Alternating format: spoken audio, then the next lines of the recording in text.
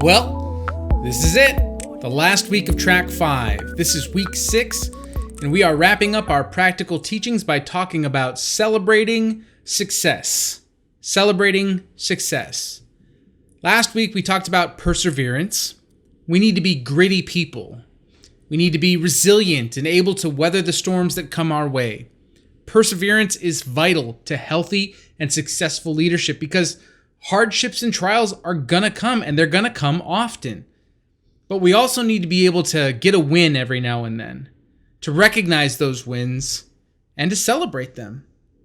For most leaders, we become so focused on the next battle to fight, the next mountain to climb, the next problem to solve, the next goal to achieve, the next mile marker to hit, that we often forget to take a moment and recognize and celebrate our accomplishments.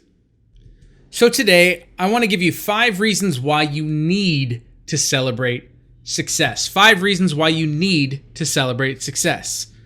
Number 1, celebrating success recalls purpose. It recalls purpose.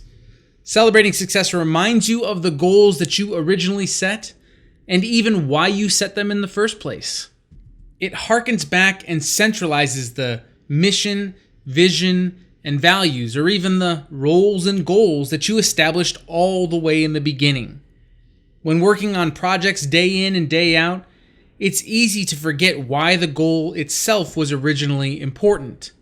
But, as we've said throughout Startup's Discipleship, the motivation, the why behind what we do is what drives our organizations forward. We need to remember the why. And celebrating success recalls the why. It recalls the purpose. Number 2, celebrating success signals progress. Frankly, many jobs can become routine and mundane. If you were to walk a circular path in your yard every day, that path would soon wear through the grass and become dirt, removing any life.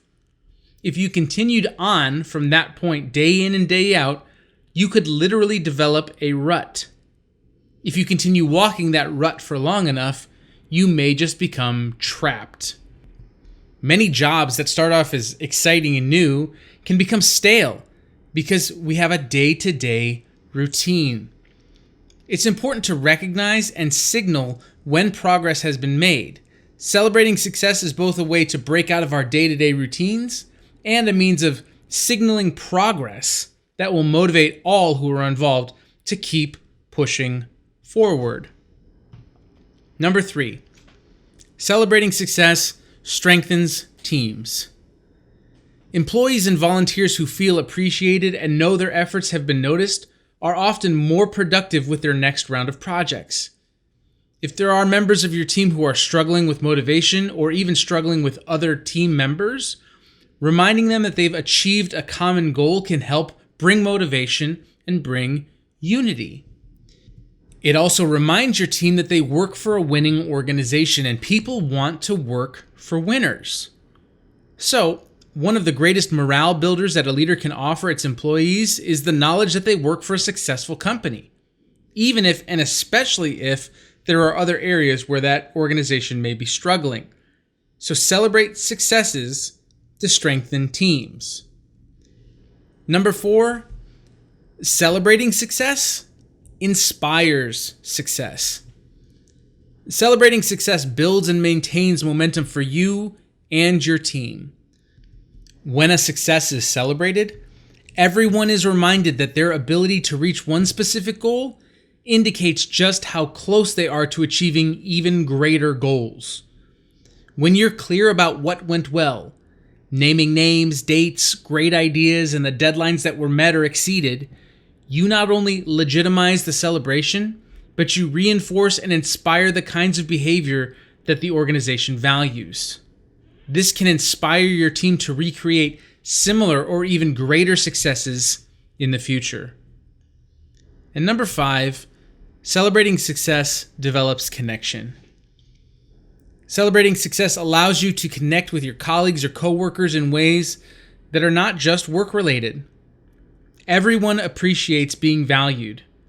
By celebrating the successes of your team, you're able to demonstrate value to your team members by recognizing and honoring their achievements. This helps you build a more personal connection with your team, which in turn will allow greater influence and impact through your leadership. So that's why you should celebrate success, but how are we supposed to celebrate success? Well, step one is to set some goals.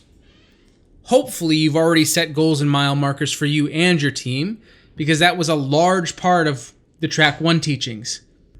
If you don't have any goals or mile markers set, start by setting them. Keep those goals clear and concise. At The Sound, we really enjoy SMART goals. Those are goals that are specific, measurable, attainable, relevant, and time-sensitive. Again, SMART goals are goals that are specific, measurable, attainable, relevant, and time-sensitive. So start by developing some SMART goals for your startup, or even develop SMART goals on a project-by-project basis. The second step to celebrating success is be mindful. Stay alert and aware. Recognize when you or your team members achieve those SMART goals. This is something that you have to be intentional about. Again, most leaders are so busy producing that they fail to even recognize when a mile marker has been passed. So be mindful and recognize the successes. And the third step is to celebrate. Celebrate. This can be something as small as an attaboy, a pat on the back, or as large as an organizational-wide hoopla. Just make sure that the scale of the celebration is relative to the scale of the success. An employee who outperformed their previous month's quota, give them a nice job or a well done. That will probably suffice. They'll feel honored and recognized. But maybe you just closed the escrow of a multi-million-dollar property transaction. An attaboy is probably not enough there. That would require a much larger scale, organization-wide celebration. In fact, a friend of mine who runs a large digital marketing firm just took his entire team to the Caribbean for a week. I believe they rented out a 10,000-acre resort just for themselves because they landed a new celebrity client. How's that for celebrating success? Anybody want to go work there? Yeah, that'd be fun. So, set goals, be mindful to recognize when those goals are met, and then celebrate them when they are met. Doing so will recall purpose, signal progress, strengthen your team, inspire further success, and develop personal connections between you and your team members. And by the way, this is not just a good leadership skill to learn. Celebrating success was actually modeled by God. In Genesis chapter 1, God goes to work creating the universe. And at the end of each day, he looks back at the work of his hands and he says, "It is good." He does this 6 days in a row, and on the seventh day, he sits back and looks at everything that he's made. All of the stars in the sky, all the way down to the crawling insects. He looks at mankind, who he formed from the dust and breathed on, and he says, "This is very good." This is actually the true meaning of Sabbath. It's to rest and to celebrate all of the good things that God has done. God celebrates successes. And so I challenge you to not only take a personal Sabbath to celebrate the Lord's work in your life, but also to be intentional, to put it on the calendar, to Sabbath in your startup. And what I mean by that is maybe it's a weekly thing, maybe it's a monthly thing, maybe it's a quarterly thing, maybe it's an annual thing, but you need to set aside time, set out to do something, recognize when it's done, sit back, and celebrate your success by saying, this was really good.